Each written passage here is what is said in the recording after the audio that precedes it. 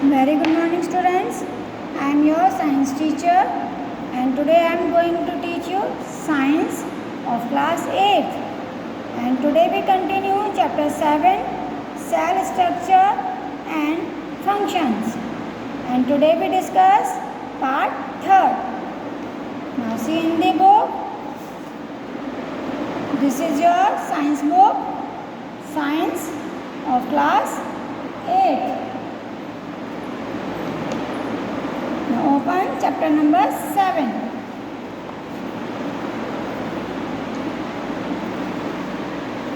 See here, this is the chapter number 7, cell structure and functions.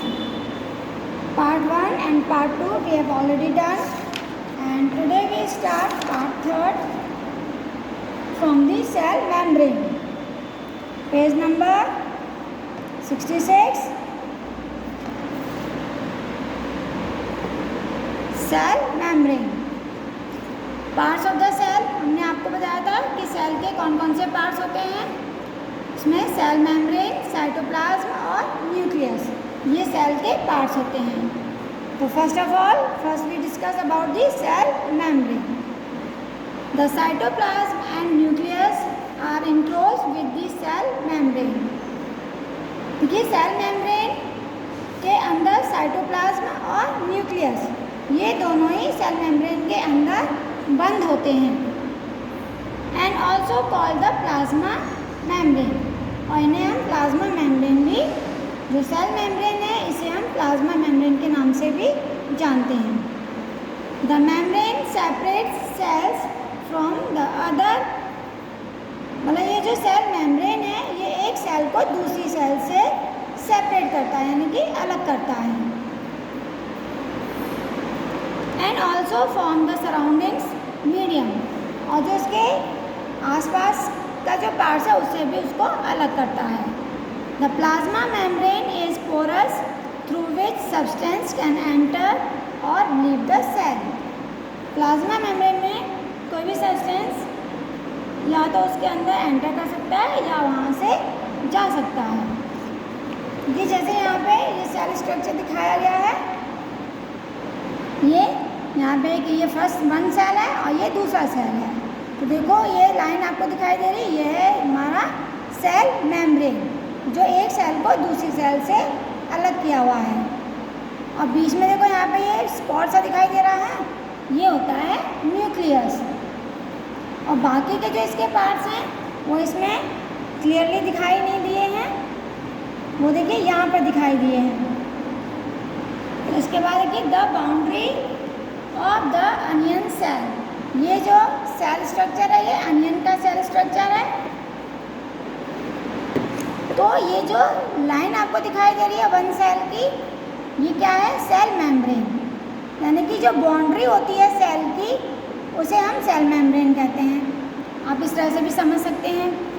And covered by another thick covering called the cell wall.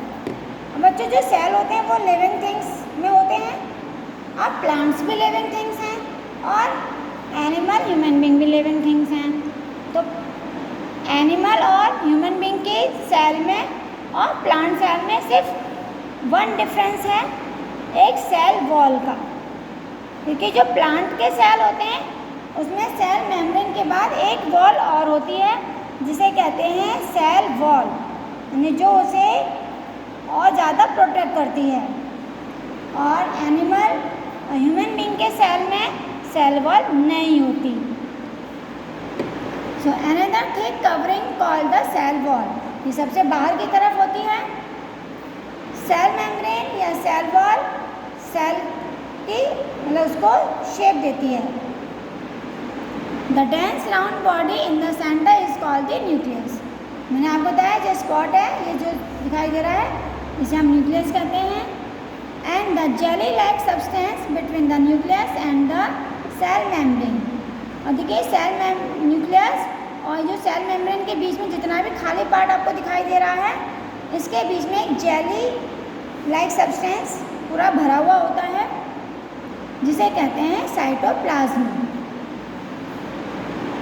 As we know that the cell membrane gives shape to the cell. Cell membrane हमें मालूम है ये जो boundary होती है ये cell को shape देती है।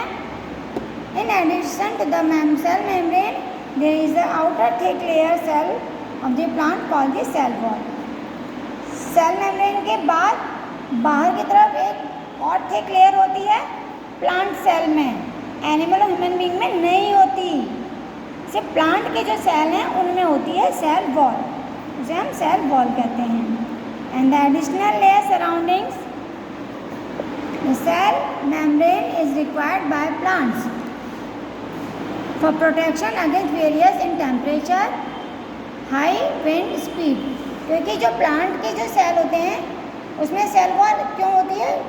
टेम्परेचर से बचाने के लिए, और जो बहुत तेज़ तेज़ हवाएं चलती हैं स्पीड में उससे उसकी सेल को रक्षा करने के लिए। नाउ नेक्स्ट है साइटोप्लाज्म। साइटोप्लाज्म मैंने आपको बताया कि जो हमारे सेल होता है, एक सेल देखो जैसे ये एक सेल है तो इसके न्यूक्लियस और ये जो बाउंड्री के बीच में जो खाली पार्ट है वहाँ पे जेली की तरह एक सब्सटेंस यानी कि जो लिक्विड है वो पूरा फिल होता है, उसे ही हम साइटोप्लाज्म कहते हैं। So this is the jelly like substance which fills up the part of the cell between the cell membrane and the nucleus. It has several organelles.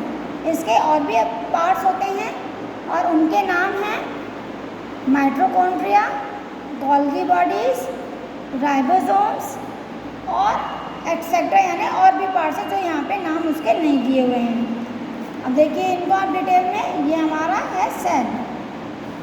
Cell की जो बाहर की जो बाउंड्री है इसे हम कहते हैं सेल मेम्ब्रेन। अब ये आपको दिखाई दे रहा है सर्कल, ये सेंटर में होता है, कभी कभी साइड में रहता है। ये हमारा सेल का न्यूक्लियस जो हमेशा सेंटर में ही होता है। और देखो ये पार्ट है माइटोकॉन्ड्रिया, इसको जूम करके देखो यहाँ पे दिया गया है, यह है माइटोकॉन्ड्रिया जो हमें ये माइक्रोस्कोप में ही दिखाई देते हैं ये सारी parts. So nucleus is the important components of the living cell. जो न्यूक्लियस है वो हमारी सेल का बहुत ही मेन और इम्पॉर्टेंट पार्ट है। It is generally spherical and located in the centre of the cell. इसका शेप मतलब स्फेरिकल होता है, स्फीयर की तरह राउंड में, और ये सेंटर में ही प्रेजेंट होता है। It can be stained and seen easily with the help of microscope। Microscope में हम इसको easily न्यूक्लियस को देख सकते हैं। The nucleus is considered to be the brain of the cell। जैसे हमारी बॉडी में ब्रेन मेन पार्ट होता है, इसी तरह से सेल का जो ये न्यूक्लियस है इसे इसका ब्रेन कहा जाता है। It is a membrane bounded cell organelles। अब न्यूक्लियस के चारों तरफ भी एक सेल मेम्ब्रेन होता है जो न्यूक्लियस को इस जेली से अलग करता है। Nucleus is a round granule inside the nucleus.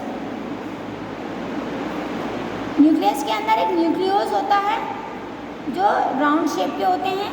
A network of fibres material called chromatin, और इसके अंदर बहुत ही बारीक बारीक फाइबर्स का एक जाल होता है जिसे क्रोमैटिन कहा जाता है, present inside the nucleus. In addition nucleus contains thread like structure. मतलब न्यूक्लियस में एक थ्रेड की तरह स्ट्रक्चर बना हुआ होता है जिसे कहा जाता है क्रोमोसोम। धागे की तरह उसके रेशे निकले हुए होते हैं, उसे कहा जाता है क्रोमोसोम।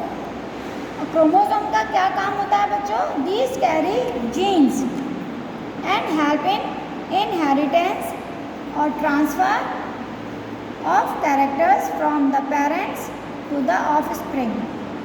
और ये जो क्रोमोसोम होते हैं इनका काम होता है कि हमारे पेरेंट्स के जो आदतें हैं वही आदतें उनके जो बेबी हैं उनकी जीन्स में ट्रांसफ़र करने का काम ये होता है क्रोमोसोम का, यानी मैसेज पहुंचाना।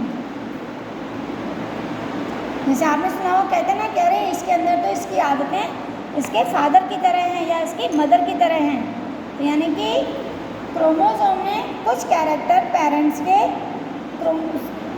जीन्स में ट्रांसफ़र कर दिए, तो ये उसकी कुछ हैबिट, पेरेंट्स की हैबिट बच्चों में आ जाती हैं, तो ये क्रोमोसोम की हेल्प से आती हैं। The chromosome can be seen only when the cell divides. Chromosome को हम सिर्फ तभी देख सकते हैं जब सेल को डिवाइड किया जाता है। Nucleus in addition to the its role in inheritance acts as control centre of the activities of the cell. Nucleus का काम होता है सेल की जितनी भी एक्टिविटीज़ हैं उसको कंट्रोल करना। The entire content of a living cell is known as the protoplasm. अब लिविंग सेल में ये जितने भी सभी चीज़ें हैं इन सभी को हम कहते हैं protoplasm. It includes the cytoplasm and the nucleus. इसके अंदर साइटोप्लाज्म और न्यूक्लियस को भी मिलाया जाता है। Protoplasm is called the living substance of the cell. Protoplasm का मतलब है कि सेल के अंदर जितने भी लिविंग सब्सटेंस हैं उन सभी को प्रोटोप्लाज्म ही कहा जाएगा। Now next is prokaryotic and eukaryotic cells. Two types के सेल्स होते हैं। टू टाइप्स के सेल्स क्यों होते हैं?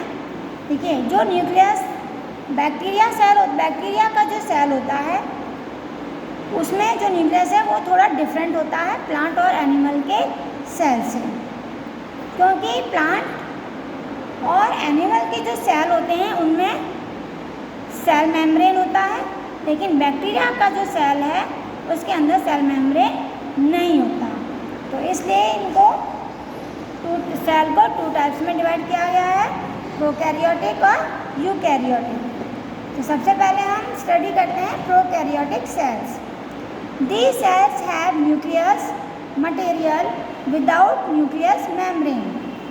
इसके अंदर जो न्यूक्लियस होता है, न्यूक्लियस तो होता है लेकिन न्यूक्लियस मेम्ब्रेन यानी कि जो न्यूक्लियस की बाउंड्री है वो नहीं होती। So without nucleus membrane, so they are found in, और ये कहाँ पर पाए जाते हैं? Bacteria and blue green algae में। तो ये हैं प्रोकैरियोटिक सेल्स। यूकैरियोटिक सेल्स कैसे होते हैं? These cells have well organized nucleus। इनके अंदर जो न्यूक्लियस होता है उसकी न्यूक्लियस की बाउंड्री होती है जो न्यूक्लियस को शेप देती है, जिसे हम न्यूक्लियर मेम्ब्रेन कहते हैं। तो ये हमारे हैं यूकैरियोटिक सेल्स जो प्लांट और एनिमल्स की सेल्स में पाए जाते हैं।